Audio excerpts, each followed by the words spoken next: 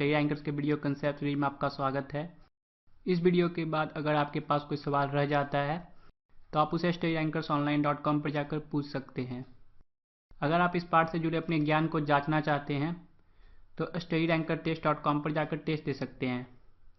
इस वीडियो में हम कक्षा 9 की हिंदी पाठ्य पुस्तक के प्रथम पाठ बड़े भाई साहब के बारे में जानेंगे। बड़े भाई साहब कहानी हिंदी के महान रचनाकार प्रेमचंद जी द्वारा लिखित है, जो उपन्यास सम्राट और कहानी सम्राट नामों से भी जाने जाते हैं। इनकी ज़्यादातर कृतियाँ सामान्य लोगों के सामान्य जीवन पर आधारित होती है, परंतु प्रेमचंद जी इन्हें बड़े ही रोचक ढंग से प्रस्तुत करते हैं, जिसे पाठक पढ़ने को विवश हो जाते हैं। पाठ परिचय। यह कहानी आत्मकथात्मक शैली में लिखा गया है। इस पाठ में शिक्षा व्यवस्था पर व्यंग्य किया गया है, जो कि चीज़ों को सिखाने से ज़्यादा उन्हें रटाने पर जोर देती है। पात्र परिचय। इस कहानी में दो पात्र हैं। कथावाचक, जो कि तीव्र बुद्धि के हैं, कम पढ़ते हैं परंतु कक्षा में हमेशा अच्छे नंबरों से पास होते हैं। ज़्यादा खेलते हैं, जिसकी वजह से अपने बड़े भाई से डांट भी खाते हैं, परंतु खेल के मोह माया से मुक्त नहीं हो पाते और डांट सुनने के बावजूद भी हर दिन खेलने निकल जाते हैं।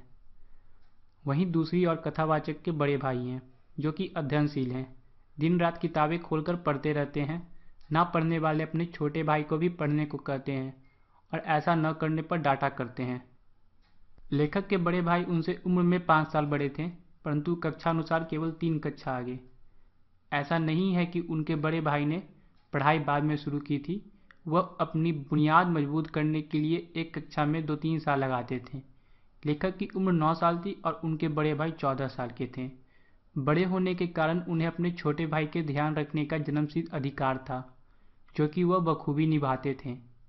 बड़े भाई साहब स्वभाव से बड़े अध्ययनशील थे, किताब खोलकर हमेशा पढ़ते रहते थे। ज़्यादा पढ़ने से ऊब जाते थे तो दिमाग को आराम देने के लिए कॉपियों पर तो कभी किताबों के किनारों पर चिड़ियों, कुत्तों, बिल्लियों की तस्वीरें बनाया करते थे। कभी कभी एक ही नाम या शब्द या वाक्य को 15-20 बार लिखते थे। शेर को सुंदर अक्षरों में बार बार लिखते, निरर्थक शब्द की रचना करते और बिना सामंजस्य वाले वाक्य बनाते। लेखक उन रचनाओं को समझ नहीं पाते थे, परंतु उन रचनाओं का अर्थ अपने बड़े भाई से पूछने का साहस भी उनमें न था, क्योंकि उस समय उनके बड़े भाई 9वीं कक्षा में थे और लेखक 5वीं में। दूसरी तरफ लेखक का मन पढ़ने में बिल्कुल भी नहीं लगता। मौका पाते ही वह हॉस्टल से निकलकर खेल के मैदान में चले जाते और अपने खेल में व्यस्त हो जाते, परंतु जब वह खेलकर अपने कमरे में लौटते तो बड़े भाई का रौद्र रूप देखकर भयभीत हो जाते। बड़े भाई एक सवाल हमेशा पूछते थे, कहाँ थे, जिसका जवाब लेखक नहीं दे पाते और मौन रहकर अपना खेलने का अपराध स्वीकार कर लेते। अपराध स्वीकार करने के बाद उनके बड़े भाई लेखक को सजा के तौर पर डांटते, इस तरह पढ़ने से तुम्हें कुछ भी समझ नहीं आएगा। तुम नहीं जानते विद्या कितनी मेहनत से आती है। तुम मुझे नहीं देखते मैं कितनी मेहनत करता हूँ। कोई भी खेल तमाशे में नहीं जाता, फिर भी एक कक्षा में 2-3 साल तक लटका रहता हूँ। तुम्हारी पढ़ाई देखकर लगता है कि तुम उम्र भर इसी कक्षा में सड़ते रहोगे। अगर इसी तरह उम्र बितानी है तो वापस घर चले जाओ। इतनी लताड़ सुनने के बाद लेखक की हिम्मत टूट जाती और वे घर जाने के बारे में सोचने लगते। 2-3 घंटे बाद निराशा के बादल हट जाते और लेखक पढ़ाई का एक ऐसा टाइम टेबल बनाते जिसका पालन करना उनके लिए बेहद कठिन होता।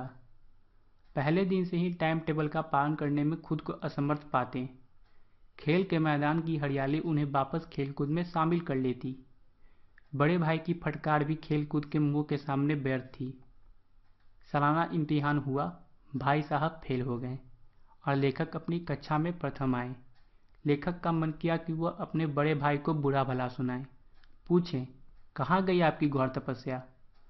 परंतु उन्हें दुखी देखकर लेखक को अपने बड़े भाई से हमदर्दी हुई और उन्हें अपने विचार पर लज्जा आ गई। अब लेखक को अपने ऊपर अभिमान हुआ और आत्मसम्मान भी बढ़ा। बड़े भाई का पहले वाला रौब अब लेखक पर नहीं रहा। बेरोक टोक लेखक खेलने कूदने जाने लगे। वे सोचते, अगर बड़े भाई ने टोका तो साफ साफ कह देंगे, आप इतना पढ़कर कौन सा पास हो गए। एक दिन लेखक जब सुबह का सारा समय गुल्ली डंडा में बर्बाद कर वापस आए तो बड़े भाई लेखक पर टूट कर बरसे। उन्होंने कहा, इस साल कक्षा में अव्वल आ गए तो घमंड हो गया है। घमंड बड़े बड़े को नहीं रहा। उन्होंने इस बात को प्रमाणित करने के लिए रावण और शैतान का भी उदाहरण दिया। बड़े भाई ने बताया कि उनकी कक्षा के विषय कितने कठिन हैं। थोड़ा सा भी गलत लिखने पर पूरे नंबर कट जाते हैं। कम लिखना भी खतरे से खाली नहीं है। रटने की कला को उन्होंने पढ़ाई का नाम दिया है। स्कूल का समय निकट होने के कारण बड़े भाई का उपदेश जल्दी समाप्त हो गया। डांट सुनने के बाद लेखक को भोजन में स्वाद नहीं लग रहा था।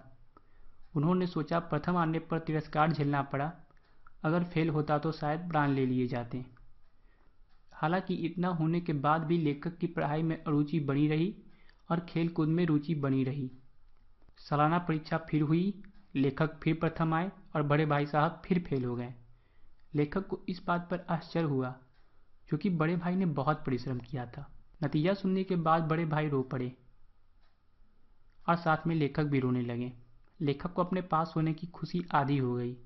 अब लेखक और बड़े भाई के बीच केवल एक कक्षा का अंतर रह गया था। लेखक सोचने लगे, अगर बड़े भाई साहब एक साल और फेल हो जाएं, तो वे उनके बराबर हो जाएंगे। परंतु ऐसी सोच को लेखक ने अपने दिल से निकाल दिया, क्योंकि उन्हें लगा कि बड़े भाई उन्हें उनके भले के लिए ही डांटते हैं। यह उनके उपदेशों का ही असर है कि वे दनादन पास हो जाते हैं। अब भाई साहब नरम पड़ गए। अब उन्होंने लेखक को डांटना बंद कर दिया।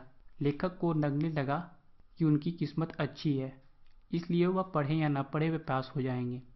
एक दिन संध्या के समय लेखक हॉस्टल से दूर पतंग लूटने के लिए दौड़ रहे थे। तभी वहां बड़े भाई साहब लेखक को दिखे। उन्होंने लेखक का हाथ पकड़ लिया। गुस्सा होते हुए बोले, अब तुम 8वीं में आ गए हो, अपनी पोजीशन का ख्याल रखो। एक जमाने में 8वीं पास कर नायब तहसीलदार हो जाते थे। कई लीडर और समाचार पत्रों के संपादक भी 8वीं पास हैं, परंतु तुम इसे महत्व नहीं देते हो।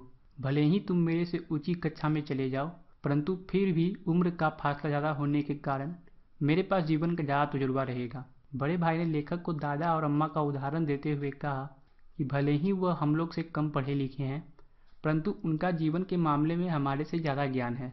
वह कम पैसों में ज़्यादा अच्छे से घर चला सकते हैं। इसलिए तुम मन से यह घमंड निकाल दो कि तुम मेरे बराबर आ गए। इन विचारों को सुनकर लेखक अपने बड़े भाई के आगे नतमस्तक हो गए और उन्हें अपने छोटेपन का अनुभव हुआ। इतने में ही एक पतंग उन लोगों के ऊपर से गुजरी। चूंकि बड़े भाई लंबे थे, इसलिए उन्होंने पतंग की डोर पकड़ ली और हॉस्टल की तरफ दौड़कर भागे। लेखक उनके पीछे पीछे थे। अगर इस वीडियो ने आपकी मदद की है तो इसे लाइक करें। हमारे चैनल से जुड़े रहने के लिए इसे सब्सक्राइब करें। धन्यवाद।